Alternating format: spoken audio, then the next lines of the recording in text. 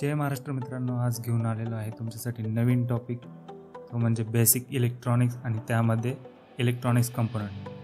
तसा जुनाच आहे topic, but आपण नवीन बनवतो आहे. आपण सोप्या भाषेमध्ये समजून घ्यायचा प्रयत्न करू की इलेक्ट्रॉनिक सर्किट काय असतं, त्याच्यामध्ये कोणते कंपोनंट असतात, कुठल्या टाईपचे कंपोनंट असतात आणि ते कसे फंक्शन करतात. तर आपण हे सगळं कन्सेप्च्युअली समजून घेऊया. मित्रांनो, मी पण इलेक्ट्रॉनिक्स इंजिनियर असल्यामुळं मी तुमचं पेन जाणू शकतो. मला माहिती आहे इलेक्ट्रॉनिक्स इंजिनिअरिंग का अवघड जातं बऱ्याच लोकांना. त्याचं एक कारण असं आहे की मोस्टली इलेक्ट्रॉनिक्स ही फील्ड ही इमॅजिनेशनची फील्ड आहे.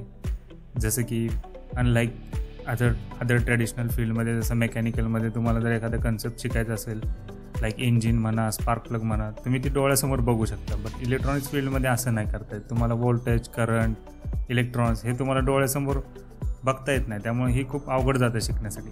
त्यामुळे आपण ह्याला सोप्या भाषेमध्ये समजण्याचा प्रयत्न करूया आजच्या व्हिडिओमध्ये.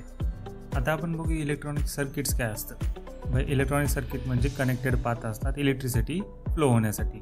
विथ टायनी पार्ट्स असतात ज्याला कंपोनंट म्हणतो आपण.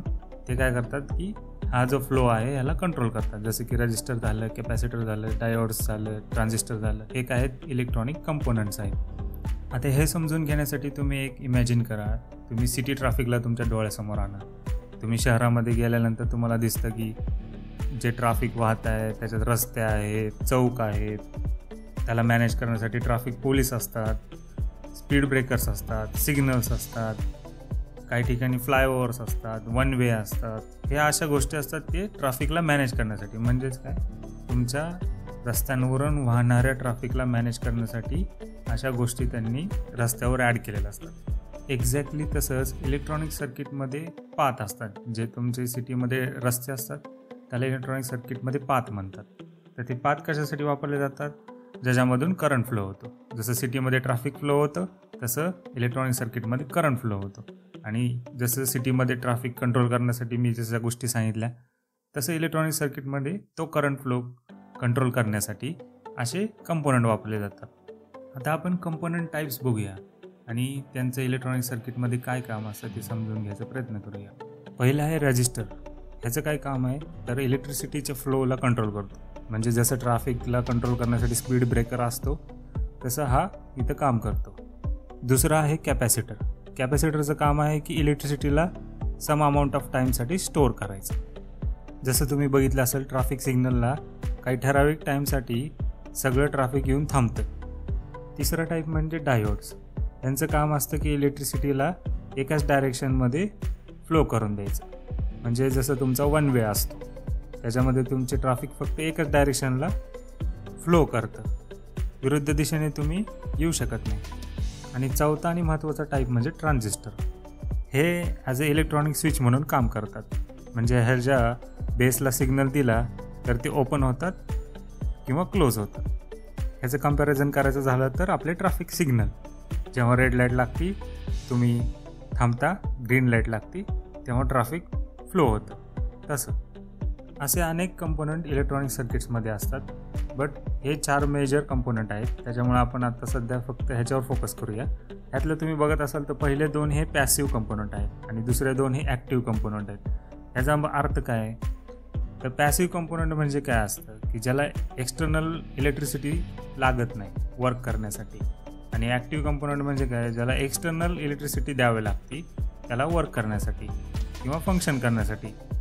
जसं तुम्ही इथं बघू शकता, ॲक्टिव्ह कंपोनंट काय करू शकतात, ॲम्प्लिफाय करू शकतात, प्रोसेस करू शकतात किंवा सिग्नल जनरेट करू शकतात. तर पॅसिव्ह कंपोनंट काय करतात की इलेक्ट्रिसिटी स्टोअर करतात, फिल्टर करतात किंवा सिग्नल ट्रान्समिट करतात. ह्याच्यामध्ये एक्झाम्पल झालं तर जसं आपण आता म्हणलं, ॲक्टिव्ह कंपोनंट कोणते असतात, ट्रान्झिस्टर असतो, डायोड्स असतात, इंटिग्रेटेड सर्किट म्हणजेच ICs असतात. आणि पॅसिव्ह कंपोनंट कोणते तर register, capacitor, inductor, transformer etcetera. आता आपण 1 बाय 1 कंपोनंटला ओळख करून घेऊया. पहिला आहे रजिस्टर्स. तर रजिस्टरचं काम काय असतं, जसं आपण मगाशी डिस्कस केलं, त्यांचं काम असतं इलेक्ट्रिसिटीला कंट्रोल करायचं, त्याच्या फ्लो ऑफ इलेक्ट्रिसिटीला कंट्रोल करायचं. म्हणजेच काय तर ब्रेक लावायचा. किती प्रमाणात ब्रेक लावायचा हे डिपेंड करतं की तो रजिस्टर किती ओहम्स आहे. ओहम्स काय आहे, हे रजिस्टर मेजर करण्याचं युनिट आहे. तर इथं तुम्ही चित्र बघू शकता, जे खालच्या साईडला आहे ते हे जे त्याच्यावर कलर कोड असतात, त्याच्यावरून तुम्ही त्याची व्हॅल्यू डिफाईन करू शकता. त्याचा चार्ट तुम्हाला इंटरनेटवर अवेलेबल आहे, तुम्ही सर्च करू शकता रजिस्टर कलर कोड चार्ट, आणि हा त्याचा सिम्बॉल आहे त्याच्या बाजूला. आपण आता रजिस्टरला प्रॅक्टिकली समजून घ्यायचा प्रयत्न करूया. जसं आपण मगाशी डिस्कस केलं, रजिस्टर म्हणजे काय, तर जो करंट फ्लो होतो आहे सर्किटमधनं त्याला अपोज करायचं काम करतो. आणि हा कशामध्ये मेजर केला जातो, रेजिस्टन्स ओहम्समध्ये केला जातो. रजिस्टरला पोलॅरिटी नसते, तो कसाही कनेक्ट करू शकता तुम्ही, उलटा सुलटा काही फरक पडत नाही, तो सेमच वर्क करतो. तरी इथं आपण एक छोटं डेमो सर्किट बनवलं, ज्यात तुम्ही बघू शकता की 3 ओहमचा रजिस्टर वापरला आहे आणि त्याला व्होल्टेज दिला आहे, 3 व्होल्टचा सप्लाय दिला आहे. तर आपल्याला व्होल्टेज, करंट आणि रेजिस्टन्स ह्याचं रिलेशन बघायचं असेल तर तो आपल्याला कोण देतं, तर ओहम्स लॉ देतो. ओहम्स लॉ काय सांगतो, I = V/R. म्हणजेच काय, करंट जर काढायचं असेल तर आपल्याला व्होल्टेज डिवायडेड बाय रेजिस्टन्स करावं लागेल. त्यातून आपल्याला काय मिळणार की तेवढ्या रजिस्टर व्हॅल्यूला किती करंट फ्लो होऊ शकतो त्याच्यामधून. तर हा फॉर्म्युला वापरून आपण आपल्या डिफॉल्ट व्हॅल्यू कॅल्क्युलेट करूया. जसं आत्ता आपण जर करंट काढायचं असेल तर आपल्याला काय वापरावं लागेल, V/R.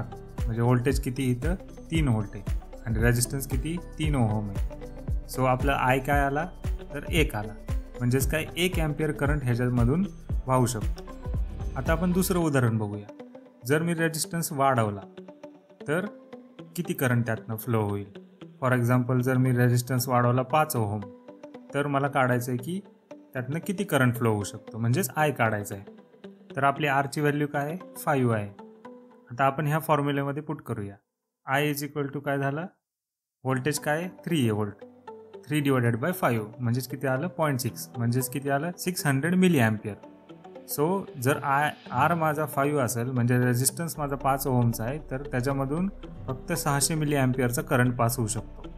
तर हे झालं थेरॉटिकली. आता आपण व्हॅल्यू चेंज करून बघूया की 600 मिली अँपिअर करंट पास होतोय का त्याच्यामधून. तर इथं मी रेजिस्टरची व्हॅल्यू 5 ओहम केली, तर तुम्ही बघू शकता ह्याच्यामध्ये 600 मिली अँपिअर करंट फ्लो व्हायला लागलेला आहे. इथं करंट मेजर झालेला आहे तो म्हणजे 600 मिली अँपिअर. तर म्हणजेच काय, आपल्याला जर करंट काढायचं असेल तर आपल्याला हा फॉर्म्युला वापरावा लागेल, I = V/R. ह्याच्यामध्ये काय कळतं आपल्याला रिलेशन, जर तुमचा रेजिस्टन्स जेवढा वाढेल तेवढा करंट हा नेहमी कमी फ्लो होतो. दुसरी गोष्ट म्हणजे ह्याच्यामध्ये लक्षात ठेवण्याची, जर तुमचा रेजिस्टन्स वाढतोय दॅट मीन्स काय आहे, कुठेतरी एनर्जी लूज होती आहे, आणि ती कोणत्या फॉर्ममध्ये होती, तर ती हीट फॉर्ममध्ये होती. होप तुम्हाला ह्या डेमोमधनं रजिस्टर क्लिअर झाला असेल. दुसरा कंपोनंट आहे कॅपॅसिटर.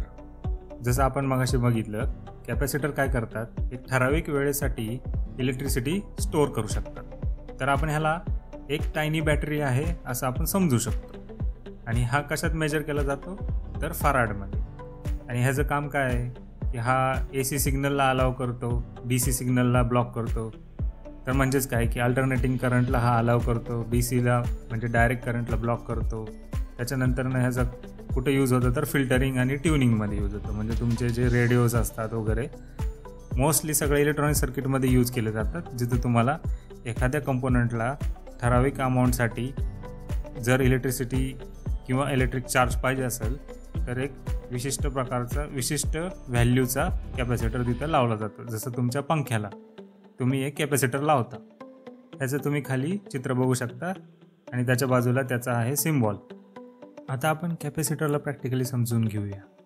तर आपण जसं मगाशी म्हणलं, कॅपॅसिटर काय करतो, चार्जला स्टोअर करतो. म्हणजेच काय असतं, एक टायनी बाईट ट्रे असती आणि तो कशात मेजर केला जातो, तर फॅराडमध्ये. कॅपॅसिटरचा सिम्बॉल काय आहे, तर C. तर आपण ह्या सर्किट जे इथं बनवलं आहे डेमो सर्किट, ह्याला आपण समजून घेऊ. ह्याच्यामध्ये 2 पार्ट आहेत. जो हा करंट कनेक्ट केला आहे हा त्याचा चार्जिंग पार्ट आहे, आणि जो रेजिस्टर जोडला आहे लोडला तो डिस्चार्जिंग पार्ट. आणि हे कसं यूज केलं आहे, तर स्विच थ्रू. तर आपण लेफ्ट पार्ट आहे तो चार्जिंगसाठी वापरणार, राईट पार्ट हा डिस्चार्जिंगसाठी वापरणार आहे. तर आता आपण इथं जो 1 मिली फॅराडचा कॅपॅसिटर यूज केला आहे त्याला आपण चार्ज करून घेऊया. तर इथं तुम्ही बघू शकता ग्राफमध्ये की हा चार्ज व्हायला लागलेला आहे. जसं जसं चार्ज होतं तसं ग्राफ वर चाललेला आहे. ह्याला आपण ऑलमोस्ट 30 वोल्टपर्यंत डेमोसाठी त्याला चार्ज करूया. आणि जसं तो 30 वोल्टला पोहोचेल मी स्विच चेंज करल आणि डिस्चार्ज करूया आपण ह्याला, आणि ह्याचं बिहेवियर कसं आहे आपण जाणून घेऊया. तर आता 30 वोल्टला पोचतोय. आता आपण डिस्चार्ज करूया. तर तुम्ही इथं बघू शकता डिस्चार्ज झाल्यानंतरनं ग्राफ कसा जनरेट झाला आहे. तर हा विदिन सेकंडमध्ये हा डिस्चार्ज झाला कॅपॅसिटर. म्हणजेच काय झाला की त्याच्यामध्ये जो चार्ज स्टोअर झाला होता तो जी दुसरं राईट साईडचं सर्किट आहे त्यांनी कन्झ्युम केलं.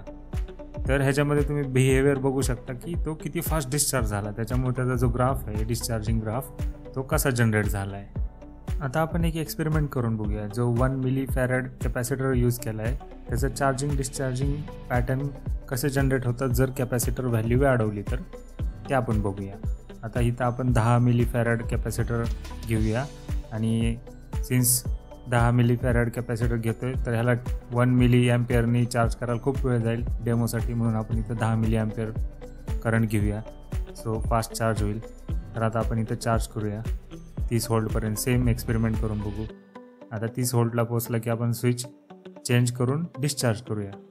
आता ह्या पोचतोय 30ला. आता आपण डिस्चार्ज करूया. ओके.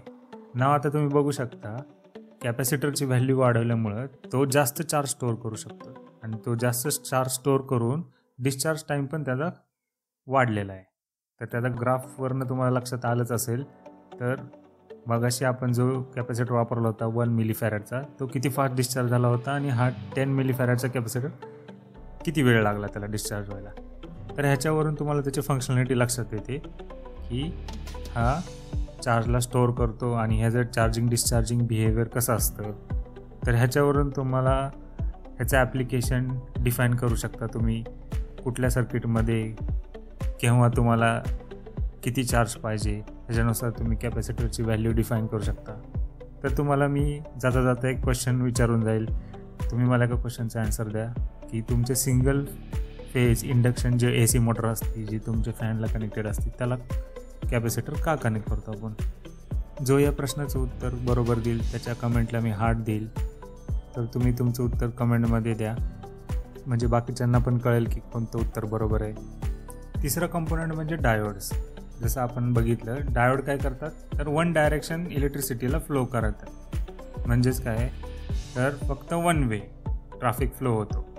त्याचा यूज काय होतो AC to DC कन्वर्ट करण्यासाठी होतो. अजून ॲज अ रेक्टिफायर म्हणा किंवा अजून बऱ्याचशा इलेक्ट्रॉनिक्स सर्किटमध्ये डायोडचा यूज केला जातो.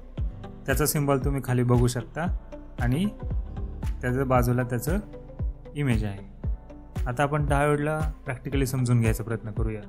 आपण जसं म्हणलं डायोड काय करतो हा 1 वे ट्रॅफिक अलाव करतो.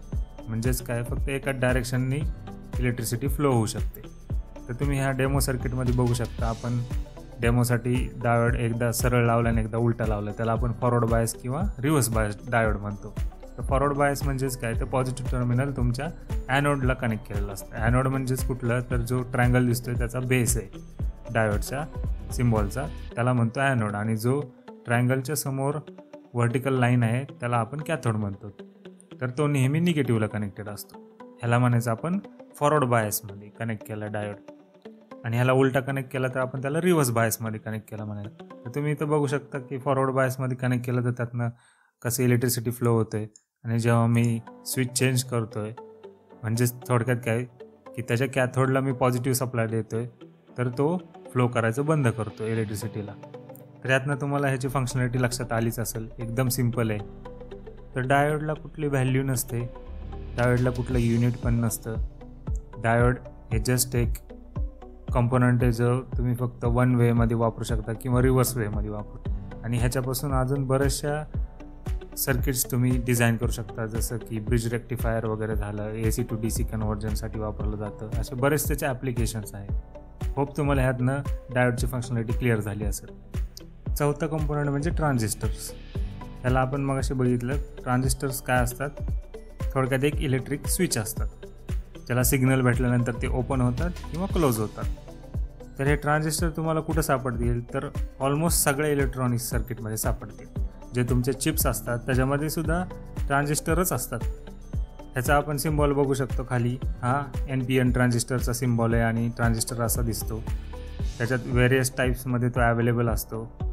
आता आपण सगळ्यात इम्पॉर्टंट कंपोनंटला प्रॅक्टिकली समजून घेऊया, तो म्हणजे ट्रान्झिस्टर.